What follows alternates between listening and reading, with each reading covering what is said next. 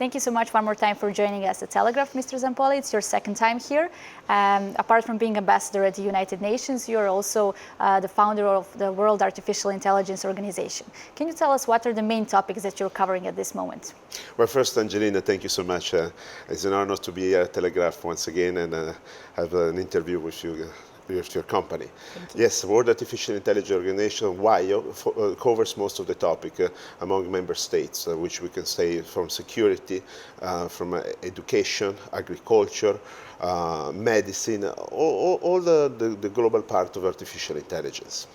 This time when you visited Serbia, you had also the opportunity to come to visit our Minister of the Interior Affairs, Nebojša Stefanović. So can you tell us what are the topics that you briefly touched upon? Yeah, I met briefly Minister Stefanović in the United States when he came to visit the CIA, the FBI, and the New York Police Department for counterterrorism. And I promised him that I would have come and visit Serbia to have an official meeting on these topics, basically counterterrorism, drone attacks, and artificial intelligence. We had a meeting on Monday, which was excellent, I would say. I'm very impressed and very happy to say I want to congratulate the effort of the Republic of Serbia under the direction of Minister Stefanović, which is also Minister head of national security. We discussed migration, which improved drastically since the last few years, which Serbia is not a place that is the home of new migrants, but is a place where people go through Serbia. We discussed drone security, which is one of the biggest topics at the United Nations, one of the biggest concerns since few years. I've been talking about drone attacks way before we saw what happened last December in Gatwick, the airport, one of the airports of the United Kingdom. And before last summer, President Nicolas Maduro suffered a possible attack in Caracas during a speech, and all the other drone accident. In Serbia, actually, you're one of the first ones to have suffered a drone attack, which was, I think, 4 years ago in a stadium during a match from Serbia to Albania. Yes, you're right. It was not a drone carrying nerve gas or dynamite, but actually was just carrying a flag. And we all remember the collateral dysfunction and not damage that created, just a flag. We're convinced, we talk all the time at the United Nations, that drones could carry a real attack. Also, last year President Putin mentioned that. And we have some technology to prevent that. One of the easiest is a drone dome, which would create exactly a dome around a stadium. It will not interfere with plane flying or any other major communication. So any other open spaces would be covered with yes, that? So the drone will not be able to fly on that area. This we're talking about for most of the drone at a particular frequency, with a commercial drone. And I feel this is something that has to be implemented in all crowded places. And soft target. The United Nations will define a soft target, a square with a lot of people, a concert. Outside the airport is considered a soft target. When you pass in immigration, then it becomes critical for infrastructure. Soft targets are targeted by modern terrors, vehicle terror attack.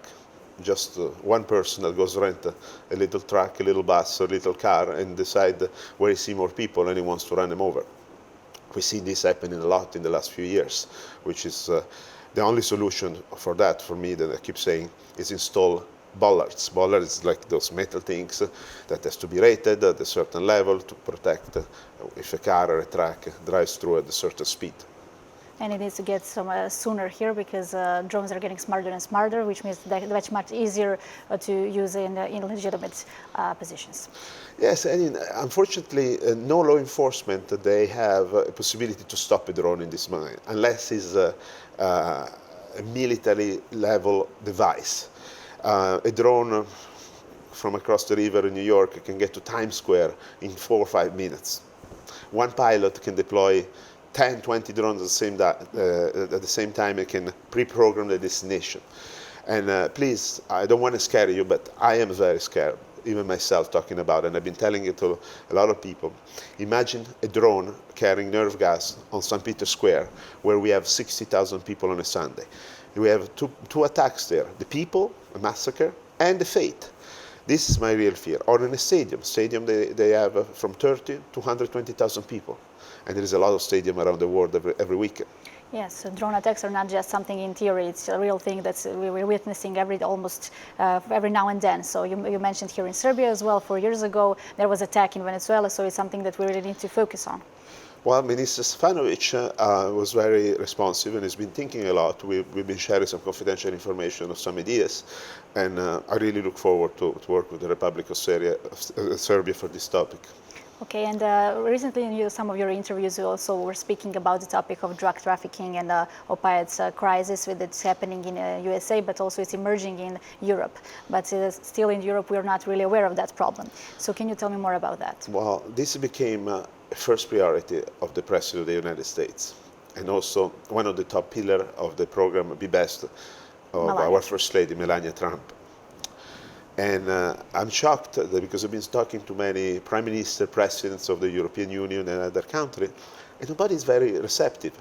But in my meeting with Minister Stefanovic, we discussed that a few months ago, joined with other European countries, you led a very successful operation where you confiscated 2 tons of the worth of $200 million of illegal medicine. And most of these medicines were opioidium. In the United States of America, and I want to please people to listen, because we are not affected in Europe yet, 130 people die every day, most of them young kids in school. And 70,000 a year. This is a lot.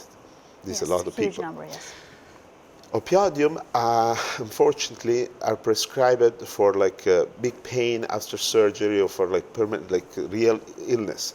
But doctors have been giving this to patients, to young kids, or there's been smuggling through this drug, which is not considered yet like a drug comparable to other names of the old school drugs.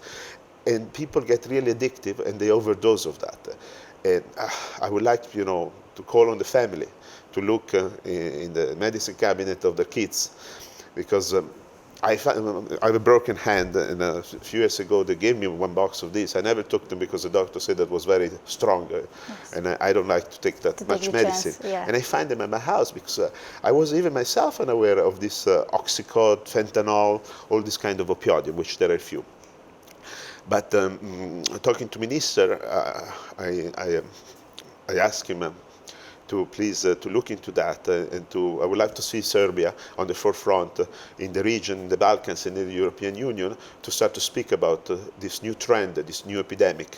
Yes, we witnessed a lot of celebrities on the global level taking chances in using those drugs, and they're very serious issues, so we need to be more aware of that. Yes, my political advisor made a research about most of the celebrities that died, they overdosed for these things. Yes. I was not even aware of that. And they are a huge influence. We see them every day, so unfortunately. Yes, and this is becoming more common and common.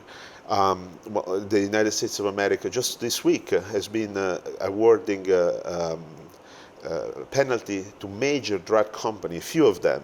I mean, also Johnson & Johnson, just in one state of the United States, agreed to pay over $500 million. There is few other, but not everybody is familiar with the drug producer, but everybody knows Baby Shampoo Johnson. Exactly, Johnson & Johnson, everybody knows that. So you're also a member of the advisory board of the Comtrade Group, dealing with AI, so what can you tell us about that? Since the beginning of the year, I've been part of the advisory board of Comtrade. Comtrade is one of the leading companies of the world, and also the only one in the Balkans so forefront on artificial intelligence. We've been developing with your CEO many agendas on global things for banking, for security, for big data and big analysis, which is what Comtrade is known for around the world. And we'll have a lot of excellent results coming out in the future. Yes, and also Comtrade Group is emphasizing the AI research. We are now developing the new division on that, so we're looking forward into more research in the future and to benefit from our... Yeah, Comtrade and the Republic of Serbia, we're going to be part of the WIO convention at the United Nations that we'll organize in the next few months. Okay. Thank you so much for your time today. I truly enjoyed the discussion, and I hope we will have some other interviews soon. Thank you, Angelina. Just call me anytime you need. Thank you.